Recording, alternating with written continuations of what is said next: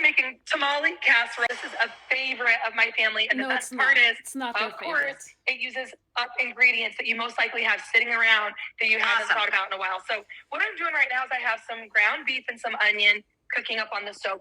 That meat looks dry. It looks dry and unseasoned. Up on the stove. And to it, I'm going to add 1 cup of spaghetti sauce, which this is a fabulous recipe to use up the last little bits of sauce you might have lying around. Right? At what point do the ingredients that are actually in tamales come into this dish?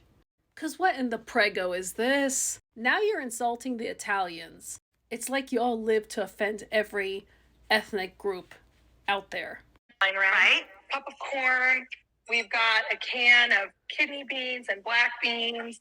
All really good filling. So this is really filled with protein and good nutrition. Oh, shut up. We've got taco seasoning, full salt. of crap. And then what you do Just is like you you. just stir all that together. We're going to add some water. And my trick is I like to add the water.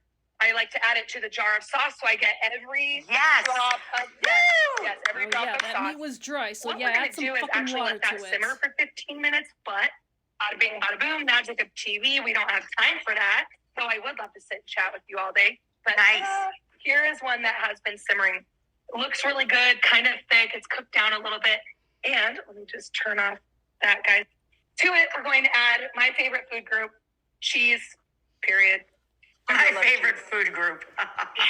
That looked like cheddar cheese, too. Stir up and get all nice. Meanwhile, while that's melting, we're just going to pull this cute little saucepan over here. And I've already pre-measured, but it just has water and butter in it and some salt. See how it's kind of boiling? We're going to add some cornmeal to it, which, I don't know about you, but I use cornmeal. I love it. I was trying to figure out why this is called a tamale casserole, because these ingredients are not in tamales. And I guess the connection here is cornmeal, which this isn't even the type of masa we would use for a tamale casserole. At least Good Vibes Cooking used the right masa for her tamale casserole. Is she making polenta? This looks like polenta. Like this looks like an abomination of an Italian dish, which really maybe an Italian creator should rip this recipe to shreds. Funny things, and a lot of people have a half box of cornmeal in their pantry they've forgotten about, so let's use it. I don't. You let it stir, and it'll get thick pretty quickly, so you want to stir it, keep stirring so it doesn't burn. We're going to let that sit for a second, and then all you do, this is it. You add this to your dish of choice, an 8x8 pan, or I'm going to show you a little trick here in a second with my finished version. But then once this gets nice and thick, we're going to dollop it on top, kind of smooth it out, and it bakes into, do you want me to just go to the final version? No, you could just go to the done one. And guys, quick cooking polenta cooks in 3 minutes. Slow cooking polenta cooks in about 30 to 35.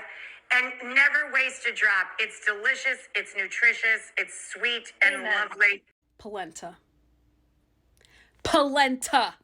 Why is this called tamale casserole again? Like, why not call this Olive Garden casserole or, I don't know, Bambino spaghetti I don't know. Like, why connect Mexicans to this? Oh, look at that! Yummy, tasty. I don't know which camera to cut to, but I wish you could smell this. Have you worked on that smell-o-vision yet? I really wish you would get on that. I know, right? I keep really trying for the smell-o-vision. I can't get a corporate sponsor yet, but if anybody's watching. It's because they saw your pozole video. Yeah, seriously. Will you reach out to Racheal? Look at that. It's delicious. Oh, I bet the family just loves that. Absolutely. And then, of course, top with sour cream. But I wanted to show you on this pan, I used a disposable baking pan on purpose. Because this meal is a fabulous freezer meal. If you're going to cook anyway, beautiful ass kitchen with a nice ass sink that you don't like to use to wash dishes.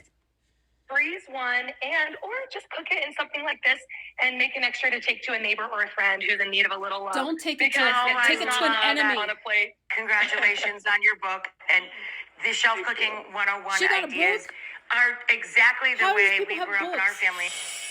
How is this recipe supposed to make me want to buy this book? This is crap.